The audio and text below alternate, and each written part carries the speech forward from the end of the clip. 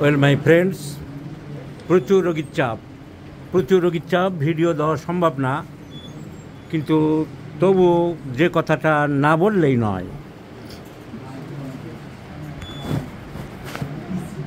আমি যে বারবার বলে থাকি যে খাজনার থেকে বাজনা বেশি, সে কথাটা আর একবার এখন সুযোগ পেলাম দেখিয়ে দেওয়ার, তাই এই ভিডিও করছি। This gentle lady, age about 42 years, a middle-aged gentle lady has been suffering from pleural effusion. ব্যথা হচ্ছে, প্লুরাল এফিউশনের যা সিমটম থাকে, গা হাত পা ব্যথা হচ্ছে, রাত্রের দিকে জ্বর লাগছে। It is a kind of infection in the lungs, tubercular infection. So পরীক্ষা নিরীক্ষা হয়েছে, আমি যে বলেছিলাম বাজনার থেকে খাজনা বেশি।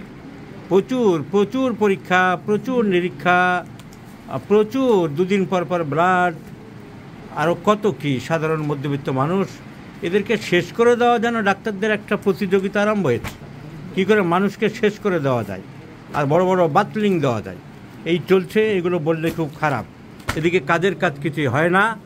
এত পরীক্ষা নিরীক্ষা করেও রোগ ডায়াগনোসিস করার মুরত নেই, ক্ষমতা নেই। পড়াশুনো কি, ক্লিনিক্যাল আই কি, খালি যন্ত্র নির্ভর। তাহলে বইগুলো পড়ার কি প্রয়োজন?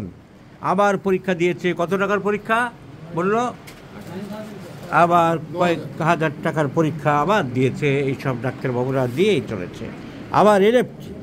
আবার LFT, CRP, vitamin D3, vitamin B12, এত তো এনার লাগে না। তো কমিশন খাওয়ার লোভ ডাক্তারদেরকে অত্যন্ত লোভী এবং চতুর বানিয়ে দিচ্ছে।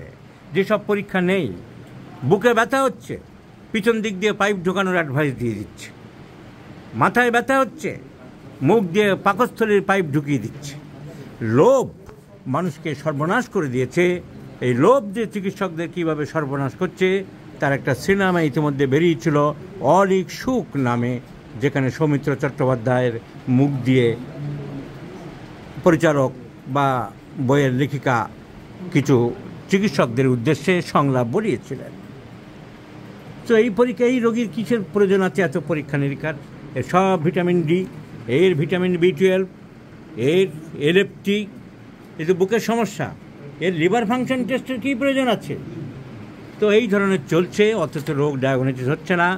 দেখেই বুঝলাম যে pleural effusion, and there is past history tuberculosis, in the family history tuberculosis.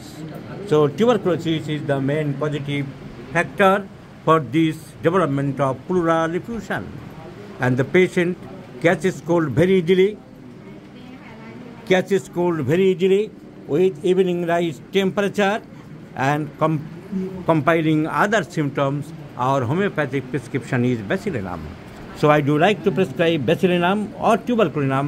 You may prescribe tuberculinum too, but tuberculinum is not prepared in 50 millisievert scale of potencies by HAPCO, so I do like to prescribe 50 millisievert scale of basilinum, as tuberculinum is not available by HAPCO, as I rely HAPCO medicines, so basilinum is given. So this is the clinical eye, my friends. The complaints have been arisen from the tuberculosis by which the gentle lady was suffered in the past, and there is also in the family history there is tuberculosis for which her mother suffered. So tuberculosis is the main factor, and our dynamic medicine prepared from the tuberculosis past, tuberculinum or basilinum, is the choice of remedy considering other symptom totality. This is the art of prescribing in homeopathy. আর এইসব বাজনা খাজনা এসব কোনো প্রয়োজন হয় না। মানুষকে ঠকানোর একটা প্রতিযোগিতা আরম্ভ হয়েছে। আর সেই জন্যই তো আমি বলি, লার্জ মাংকিজ, লার্জ বেলি, সিলন জাম্পিং মিলান কলি। বাংলায় বলা হয়, বড় বাঁদরের বড় পেট, লঙ্কা ডিঙোতে মাথা করে হেঁট।